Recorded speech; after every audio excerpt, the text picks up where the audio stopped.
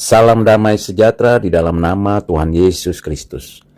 Firman Tuhan hari ini untuk kita baca, kita dengarkan, dan kita renungkan bersama dari surat 1 Yohanes pasal 3 ayat 11 sampai 13. Demikianlah firman Tuhan.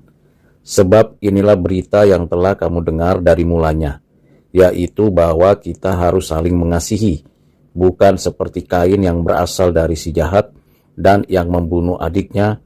Dan apakah sebabnya ia membunuhnya? Sebab segala perbuatannya jahat dan perbuatan adiknya benar. Janganlah kamu heran, saudara-saudara, apabila dunia membenci kamu. Demikianlah firman Tuhan. Berbahagialah kita yang mengerti, menyimpan firman ini dalam hati dan melakukannya.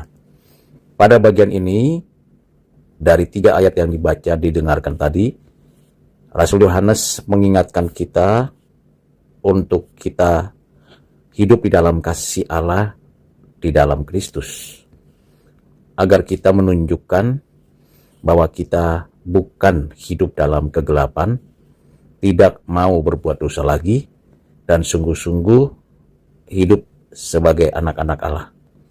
Apa maksudnya kita harus saling mengasihi? Dan siapakah yang kita kasihi? Pada bagian ini tentu ada banyak orang yang memiliki pengertian yang tidak tepat atau kurang pas. Kasih persaudaraan, kasih yang dinyatakan Allah kepada umat pilihannya. Setelah menunjukkan bahwa salah satu tanda dari anak-anak iblis adalah membenci saudara seiman, Rasul Yohanes mengambil kesempatan dari situ.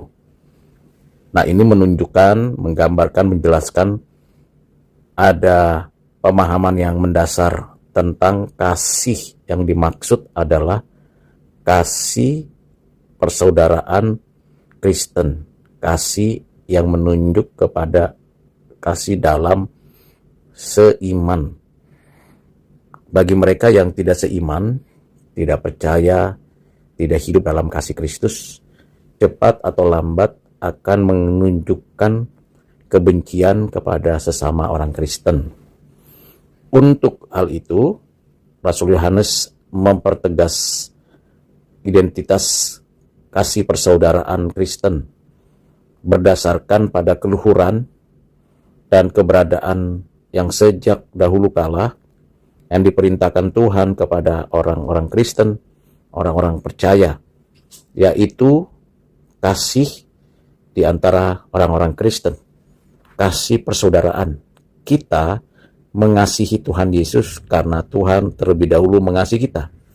Kita menghargai kasih Tuhan, dan sejalan dengan itu kita mengasihi semua yang dikasihinya. Dan semua yang dikasihinya itu ialah semua saudara kita di dalam Kristus.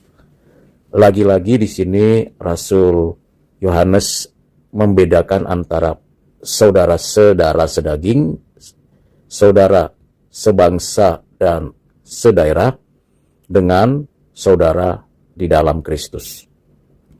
Jadi dalam bagian ini Rasul Yohanes menekankan pada persaudaraan di dalam Kristus. Untuk itu kita tidak hidup di dalam kejahatan terhadap sesama saudara di dalam Kristus. Ini digambarkan seperti Kain yang iri, yang benci pada Habel, bukan karena dia adiknya secara kedagingan atau kebangsaan, tetapi karena Habel diterima, diperkenan persembahannya oleh Allah, dan Kain tidak. Karena Allah mengasihi Habel dan berkenan menerima persembahan Habel, berdasarkan situasi kondisi seperti itu, Kain iri dan berujung pada kebencian dan kematian Habel. Disinilah menggambarkan orang-orang dunia, orang-orang jahat, membenci orang-orang yang sungguh-sungguh percaya dan dikasihi oleh Allah. Kita tidaklah mengikuti cara hidup Kain, yang iri, yang benci, yang mendendam, karena tentu itu adalah kehendak si jahat dan kehendak yang jahat. Ini juga menunjukkan bahwa kehendak jahat tidak mengenal batas. Kehendak jahat itu berlanjut sedemikian jauh sampai merancang dan melanjalankan pembunuhan terhadap siapapun ia melakukan tindakan kejahatan. Kehendak jahat itu berlanjut sedemikian jauh sehingga dapat menyingkirkan orang-orang yang takut akan Tuhan. Seperti Kain yang kesal dengan pelayanan Habel yang lebih diperkenan oleh Allah dan diterima oleh Allah persembahannya. Demikian juga kita yang menyembah Tuhan Yesus, yang menikmati hubungan dengan Tuhan, hidup di dalam kasih-Nya, orang-orang dunia akan membenci dan menyingkirkan kita. Kehendak jahat dari mereka akan mengejar kita dan kita akan menerima semacam tindakan dendam dari mereka.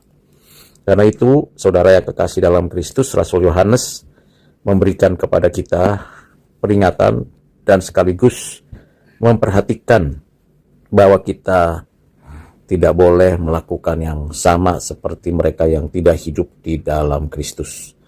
Sebab sifat ular masih tetap ada di dunia. Ular bertakhta sebagai ilah dunia ini. Sehingga kita tidak perlu heran memang ada orang-orang yang punya sifat seperti ular. Membenci, mendesis, memutarbalikkan kebenaran, mencoba melakukan hal-hal yang cemar. Dan mereka walaupun nampaknya seperti saudara sekandung, saudara sesuku, saudara sebangsa, bahkan saudara setempat di mana kita berupaya, berusaha, namun kalau bukan di dalam Kristus persaudaraan itu, cepat atau lambat, orang-orang seperti itu akan bertindak jahat dan berbuat yang jelas-jelas menunjukkan kebencian. Karena itu saudara di dalam Kristus, perhatikanlah di sekitar kita, entah dalam kehidupan kita sehari-hari ataupun di dalam kehidupan kita berkarya dan sebagainya, kita perlu mencermati siapakah sebenarnya orang-orang yang sungguh-sungguh saudara di dalam Kristus dan siapakah yang sebenarnya berada di dalam kehidupan yang penuh kebencian dan di luar persaudaraan di dalam Kristus, supaya kita waspada, hati-hati, dan berjaga-jaga. Jangan kita hidup seperti mereka. Kita saling mengasihi dengan persaudaraan di dalam Kristus. Apa wujud kita saling mengasihi dalam Kristus? Selain mendoakan, mendukung hal-hal yang baik, yang benar yang dilakukan oleh saudara-saudara kita dalam Kristus, kita juga memberikan sebuah pengertian atau sebuah contoh, bahkan hikmat, nasihat, ataupun hal-hal yang baik lainnya, supaya saudara-saudara kita di dalam Kristus bisa menikmati kasih dan juga mengalami kasih Allah di dalam Kristus. Kiranya setiap persembahan kita, pekerjaan kita, aktivitas kita dapat diperkenan Tuhan dan dapat menunjukkan bahwa sungguh kita hidup di dalam Kristus. Tuhan Yesus memberkati kita sekalian. Amin.